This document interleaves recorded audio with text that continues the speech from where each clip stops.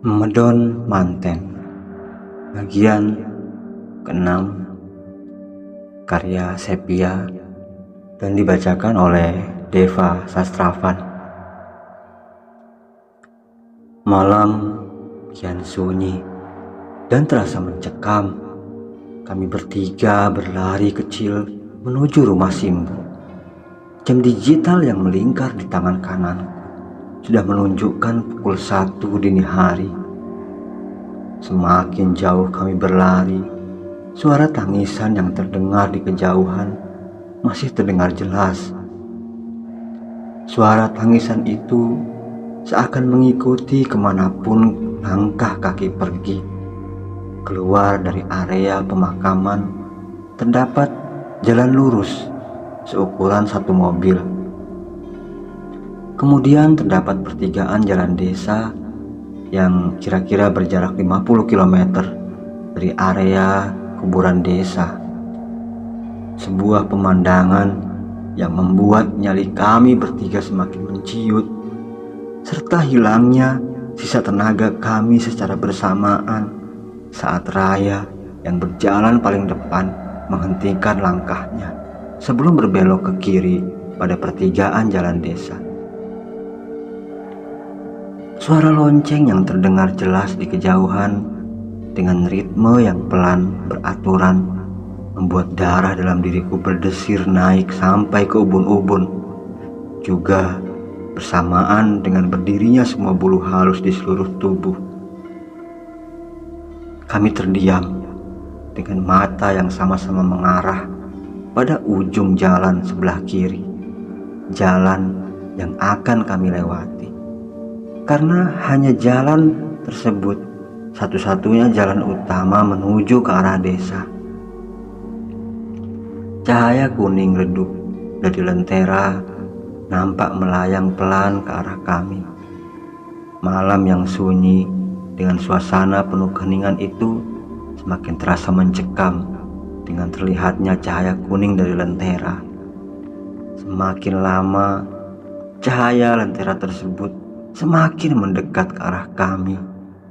Detak jantung yang sudah tak beraturan serta tarikan nafas yang terasa berat. Entah kejadian apa lagi yang akan kami lihat malam itu. Saat suara lonceng semakin jelas terdengar, juga terdengar suara banyak pasang kaki yang berjalan pelan beriringan ke arah kami. Suasana malam itu sangat gelap. Rembulan di langit malam sudah tertutup oleh awan hitam. Entah sejak kapan.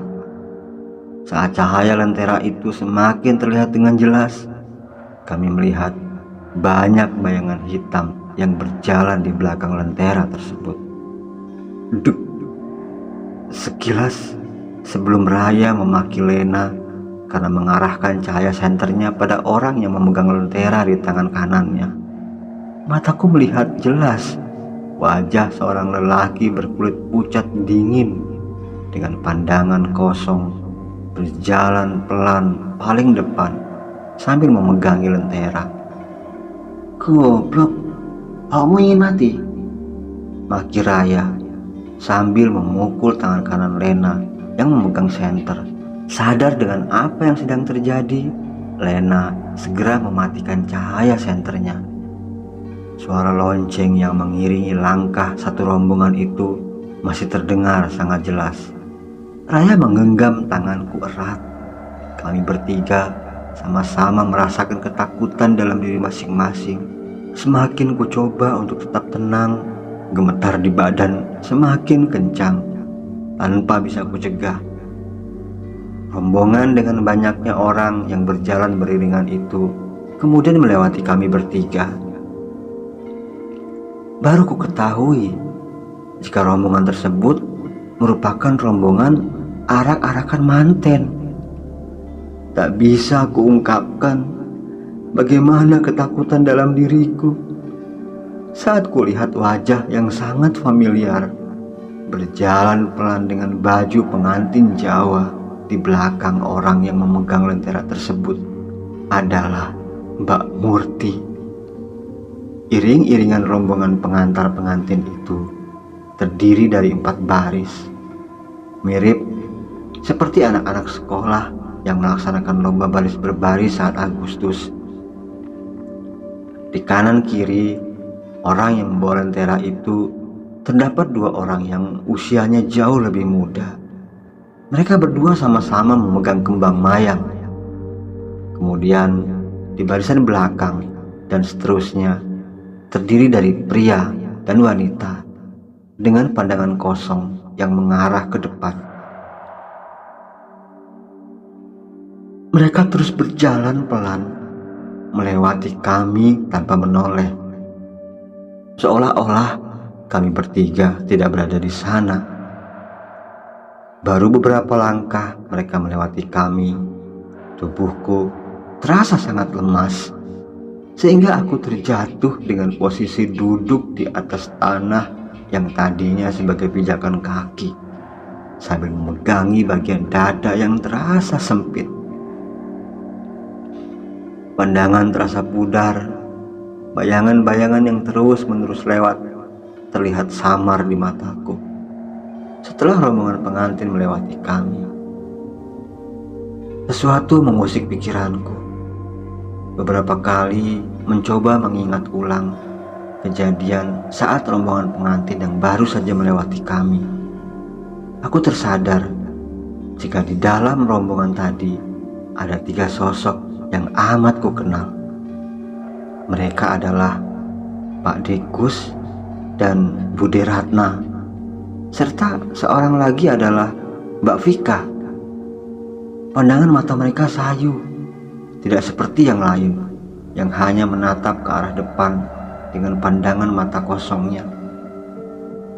Kemudian aku menoleh ke arah belakang, tepatnya pada rombongan yang baru saja melewati kami menuju ke arah kuburan desa, dan jantungku seolah meloncat dari tempatnya saat kulihat tadi rombongan dengan penuh orang-orang berkulit pucat sudah berubah menjadi rombongan pocong yang melompat-lompat secara bersamaan. Persendian terasa ngilu saat melihat pemandangan aneh yang terjadi. Keringat sudah membuat seluruh pakaianku basah. Sambil berjalan tertatih, kami memaksakan tenaga yang tersisa untuk pulang. Meski sudah memasuki rumah pun, badanku tetap saja menggigil. Sadar jika yang baru saja kualami membuat rasa trauma berlebih akan ketakutan saat melihat hal di luar nalar. Tetapi jauh di dalam hati, kejadian yang menimpa keluarga Pak Dekus membuat rasa penasaran dalam diriku semakin besar. Ri, tangin duk, sholat subuh. Ri, bangun nak, sholat subuh. Suara Simbo mengetuk pintu kamar tempatku berada. Kembali untuk kesekian kalinya, aku melirik jam tangan. Pukul 4:51. Tadi saat aku memasuki kamar, jam di tangan masih menunjukkan pukul 2 dini hari. Duk, Riri, tangi nak. Nak, Riri bangun. Kembali suara Simbo dibarengi suara ketukan pintu untuk kedua kalinya. Sedangkan diriku di dalam kamar hanya diam, duduk meringkuk di atas ranjang tidur. Aku tak beranjak dari tempat meski suara lembut Simbo memanggil untuk kesekian kalinya. Kemudian pintu kamar dibuka pelan oleh Simbo, dan betapa terkejutnya Simbo saat melihat wajah pucatku yang duduk meringkuk di atas ranjang. Secara terburu-buru Simbo menghampiri ke atas ranjang. Kemudian beliau mulai menyeka keringat yang sudah bermunculan di keningku. Sambil memelukku, Simbo berkata, "Kene apa maneh toh? Sampean iki nduk. Kenapa lagi kamu ini nak?"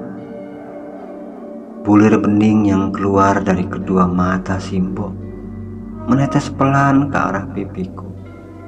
Sambil berusaha menenangkan diriku, Simbok memberikan botol kecil berisi minyak angin. Memang perut terasa mual ingin muntah, dan kepala terasa sangat pusing kurasakan. Setelah membuatkanku teh hangat, Simbok keluar sebentar untuk melaksanakan sholat subuh. Kubalut tubuh dengan selimut tebal. Telapak tangan terasa amat dingin saat menyentuh kulit. Suara pintu kamar terdengar berderit karena didorong pelan dari arah luar. Pintu yang semula tertutup rapat setelah kepergian Simbok ke musola di dekat rumah tiba-tiba terbuka sedikit. Awalnya aku kira karena engsel pintu atau hal wajar lainnya yang membuat pintu tersebut bergerak. Namun saat suara seraku memanggil Simbok, tak ada jawaban. Karena pagi itu Simbok benar-benar pergi ke musola. Untuk kedua kalinya, suara-suara decitan berasal dari arah jendela kamar yang posisinya berada di samping. Hal itu membuatku terkejut. Semakin kurekatkan lagi selimut yang menutupi badan. Dan saat suara ketukan kuku yang juga berasal dari jendela kaca kamar kembali membuatku terkejut. Hembusan angin dari arah luar yang masuk melewati lubang angin di atas jendela membuat korden jendela sedikit terbuka. Meski posisiku membelakangi jendela, aku merasa jika korden jendela sedikit terbuka karena tiupan angin yang memasuki kamar. Dek. Kemudian secara tiba-tiba tengkukku seperti ditiup dari arah belakang. Angin dingin dari belakang menerpa pelan leher bagian belakang. Padahal posisiku sedang tertutup oleh selimut. Belum hilang rasa kekagetan yang kualami. Kembali kejadian aneh terjadi untuk kesekian kalinya. Selimut yang menutupi bagian kaki terbuka dengan sendirinya. Dan karena hal itu, rasa dingin di bagian kaki memaksaku untuk bergerak hendak menutupi kaki dengan selimut seperti semula. Allah. Suara lirihku pelan. Bibirku terus mengucapkan asma Allah ketika itu. Saat kulihat sosok Mbak Vika yang muncul menyerupai pocong tengah menampakkan wajahnya di jendela kamar. Di bagian kedua matanya terdapat cekungan berwarna hitam bulat dengan kulit wajah putih pucat menghadap ke arahku di dalam kamar. "Mbok!" teriakku lantang di pagi buta. Mulut terasa keluh untuk membaca doa-doa yang kuhafal. Serasa sangat susah untuk sekedar kembali mengucapkan doa yang pernah kuhafalkan dulu. Pintu terbuka lebar.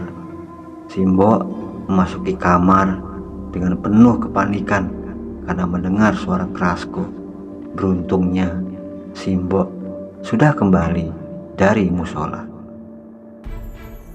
Demikian tadi sebuah cerita yang berjudul Memedon Manten yang ditulis oleh Sepia yang sudah menginjak pada bagian yang ke-6.